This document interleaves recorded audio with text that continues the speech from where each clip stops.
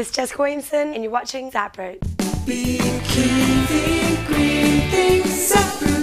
So what gets South Koreans protesting in the streets? Turns out they've got beef with America. We know that's normal at this point, but this time it's not about Iraq, human rights, or fair trade, or anything like that. This time it's about American cows. Or more precisely, the American cattle export market. Recently, between 100,000 and 1 million people, depending on who you ask, took to the streets to protest a free trade deal that South Korea recently signed with the US, which will vastly increase Korean imports of American cattle meat. So what's all the fuss about? Our meat must be safer than our tomatoes, right? Oh, sorry, I mean tomatoes. Here's a mad fact. The US only tests 0.04% of its cows for mad cow disease. In fact, the Bush administration recently appealed a court ruling that would allow a small cattle farm to test 100% of their cows, saying more widespread testing does not guarantee food safety. I'm sorry, but isn't it the whole idea of a test?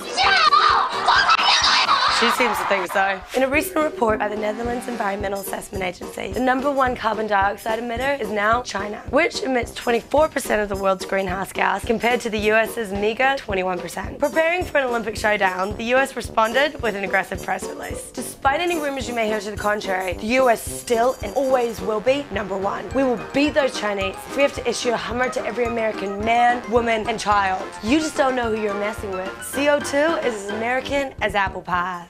You know how it is. Sometimes you just need to move. No matter how amazing his house is, you just can't deal with that crazy boyfriend anymore. By the way, that's not my boyfriend's house. It's just some random picture. That's a bit more like it. Or perhaps the last 6 months of construction on your street is making the peace and quiet of New York seem very attractive. So yeah, I had to move. Thankfully, I discovered a great green option at Earth Friendly Moving. I've come up with a whole way of taking trash and converting it to packing and moving products. And we rent them and it replaces cardboard. We make a box of 3 sizes. All you have to do is put your stuff in, close the lid, no tape, use zip ties, stack them in 5, load them in your car. And then we also take baby diapers and we make a pallet. It's called a poopy pallet. It's roughly 50% cheaper than buying cardboard. Check them out at earthfriendlymoving.com. I highly recommend them. And although the baby diaper packing sounds a little dodgy, it's really just fun.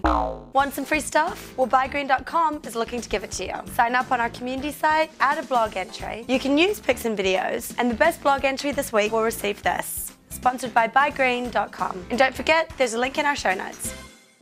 So what's going on with alternative autos? Check out the Triac. It's a 3-wheeler designed by Green Vehicles in California. Its top speed is 80 miles per hour, has a range of 60 to 100 miles, and charges in 6 hours. The styling leaves a little to be desired, especially the third headlight and this little gappy part towards the back. And if you're looking for airbags, then you'll have to keep on looking. But they're available now, and they cost around $20,000. You can now officially lease a hydrogen vehicle. Honda is now offering its FCX Clarity in Southern California. The price is $600 per month, and it has a range of about 270 miles per tank, which is good because you're going to have to find your way back to the handful of fueling stations in the area. Check out this 220 mile per gallon car from Hybrid Technologies. They say they'll have a drivable prototype by September, so start holding your breath now. Or check out the Scorpion, which uses a mix of hydrogen and gas to get about 40 miles per gallon, which isn't great, but it sure is pretty. And we want to say bon voyage to our friends at Algalita. They just left on a voyage from Los Angeles to Hawaii on a boat that's a total piece of trash. No, really, it's made entirely out of trash. The journey is meant to bring attention to our pollution and trash production. And the good part is, we're going to be making plenty of trash while they're gone to keep them in boats for a really long time. Thanks for watching, and remember the links to our stories are in our show notes at ZapRoot.com. Hey YouTube user, you should subscribe. The button is right